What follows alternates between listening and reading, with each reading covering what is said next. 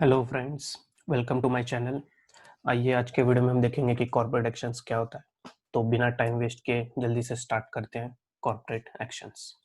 तो जैसा कि इसके हमें नाम से ही लगता है कि कॉर्पोरेट एक्शंस यानी कि ऐसा कोई भी एक्शन जो किसी कॉर्पोरेट द्वारा लिया गया हो और जिसका इम्पैक्ट उसके शेयर होल्डर्स या उसकी सिक्योरिटीज पर पड़ता हो, यानी कि कोई भी एक्शन। तो इसकी हम डेफिनेशन देखते हैं कि क्या है। इसकी डेफिनेशन को भी मैंने ब्रेक किया है ताकि आप इजीली से समझ पाए। It is an event initiated by public company, यानी कि ये एक इवेंट है जो कि एक पब्लिक कंपनी इसे इनिशिएट करती है। Brings material change to the securities issued by the company. तो ये जो इवेंट इनिशिएट होने के कारण ऐसा कोई भी मटेरियलिस्टिक चेंज जो आता है उसके शेयर होल्डर्स पर या उसके सिक्योरिटीज में इशूड बाय द कंपनी, तो वो सिक्योरिटीज इक्विटी भी हो सकती है, डेब्ट, तो उसे कॉर्पोरेट एक्शंस कहते हैं। So these corporate actions are agreed upon by company's board of directors and authorized by its shareholders. तो ये जो कॉर्पोरेट एक्शन होते हैं ये कंपनी के बोर्ड ऑफ डायरेक्टर्स और शेयर होल्डर्स के बीच में एक सहमति के बाद इसे इनिशिएट किया जाता है। तो यही इसकी एक सिंपल सी डेफिनेशन है जिसे मैंने आपके लिए ब्रेक करके बताया आपको। तो इसके एग्जांपल्स जो हैं वो है dividends, stock split, right issue, bonus, acquisitions, mergers, spin offs etcetera. तो ये जो टाइप्स है, ये जो इसके इवेंट्स हैं, इसे हम डिटेल में भी देखेंगे अपने नेक्स्ट वीडियोस में। तो फिलहाल मैं आपको एक बेसिक्स में समझा देता हूँ कि कॉर्पोरेट एक्शंस होते क्या है। तो यहाँ पे आप आगे भी देख सकते हैं कि जैसे कि some corporate actions have direct financial impact on share holders like dividend payment. तो कुछ कॉर्पोरेट एक्शंस जो होते हैं उनका डायरेक्ट फाइनेंशियल इम्पैक्ट होता है उनके शेयर होल्डर्स पे। इसी तरह कुछ कॉर्पोरेट एक्शंस ऐसे होते हैं जिनका इनडायरेक्ट इम्पैक्ट होता है शेयर होल्डर्स पे, और कुछ कॉर्पोरेट एक्शंस ऐसे होते हैं जिनका कोई भी फाइनेंशियल इम्पैक्ट नहीं होता उनके शेयर होल्डर्स पे। तो वही यहाँ पे मैंने आपको बताने की कोशिश की है। तो जैसे कि जिसका डायरेक्ट फाइनेंशियल इम्पैक्ट होता है शेयर होल्डर्स पे वो है डिविडेंड पेमेंट, यानी कि जब कंपनी डिविडेंड पे करती है तो वो डिविडेंड उस शेयर होल्डर्स के अकाउंट में क्रेडिट हो जाता है, तो इसका डायरेक्ट फाइनेंशियल इम्पैक्ट हो रहा है शेयर होल्डर्स पे। उसके बाद है while some have indirect impact on share holders like stock split which increases the number of shares and decreases the price of shares। यानी कि स्टॉक स्प्लिट, अगर स्टॉक स्प्लिट ये कॉर्पोरेट एक्शन अगर initiate होता है तो इसमें डायरेक्ट फाइनेंशियल इम्पैक्ट नहीं हुआ शेयर होल्डर्स पे, पर इनडायरेक्टली किस तरह से हुआ वो हम देखते हैं। कि मान लीजिए कि ओरिजिनल फेस वैल्यू है किसी स्टॉक्स की 10 रुपीज और उसकी मार्केट प्राइस है 100 रुपीज। ओके, और अगर उसके मार्केट में नंबर ऑफ शेयर जो है वो 1000 है, तो मार्केट कैप जो है इनका, इस कंपनी का, वो हो गया 1 lakh rupees, 100 into 1000।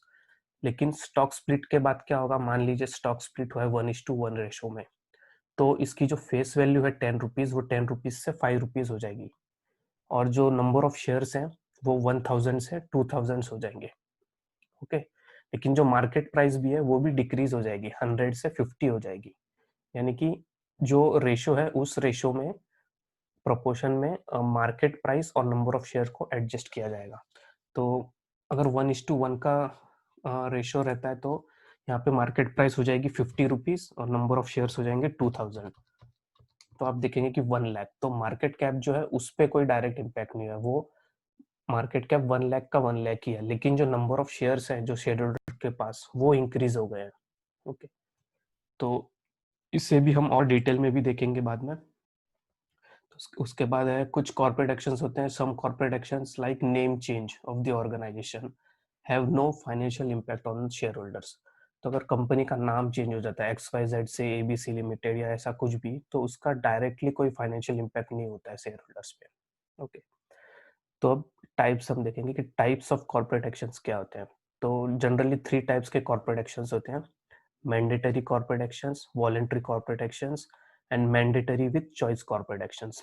Mandatory corporate actions जो रहते हैं उसमें एक टाइप का मैंडेट रहता है, यानी कि शेयर होल्डर्स उसमें कुछ कर नहीं सकता, उसे पार्टिसिपेट करना ही पड़ता है। यानी कि अगर जैसे डिविडेंड है, अगर कंपनी डिविडेंड इशू करती है तो डिविडेंड डायरेक्टली शेयर होल्डर्स के अकाउंट में क्रेडिट हो जाता है, तो इसमें शेयर होल्डर्स को कुछ करना नहीं पड़ता है, वो एक पैसिव बेनिफिशियरी की टाइप की तरह बन जाता है वो, यानी कि उसे पैसिवली वो बेनिफिट्स मिल जाते हैं। तो ये हो गया मैंडेटरी कॉर्पोरेट एक्शंस। इसी के बाद है वॉलंटरी कॉर्पोरेट एक्शंस, यानी कि जहाँ पे शेयर होल्डर्स के पास एक चॉइस रहता है कि उसे इस कॉर्पोरेट एक्शन में या इस इवेंट में पार्टिसिपेट करना है या नहीं करना है, इस तरह से। यानी कि एक राइट इशू का एग्जांपल हम ले सकते हैं कि राइट इशू में शेयर होल्डर्स के पास चॉइस रहता है उसे इस इशू में पार्टिसिपेट करना है या नहीं करना है, तो इसे वॉलंटरी कॉर्पोरेट एक्शंस कहते हैं। उसके बाद है mandatory with choice corporate actions, यानी कि ये मैंडेटरी तो है शेयर होल्डर्स के लिए कि उसे पार्टिसिपेट तो करना ही है, मगर उसे किसी चॉइस के साथ ये ऑप्शंस दिए जाएंगे। यानी कि ये चॉइस हो सकता है कि शेयर होल्डर्स को कैश में डिविडेंड चाहिए या उसके बदले में स्टॉक्स चाहिए, यानी कि आप कैश डिविडेंड ले सकते हैं या फिर स्टॉक डिविडेंड। तो इसे बोलते हैं mandatory with choice corporate actions. तो मैंडेटरी कॉर्पोरेट एक्शंस जो होते हैं वो क्या क्या होते हैं वो हम देखेंगे। Cash dividend, stock split, mergers and acquisitions, bonus issues and spin offs.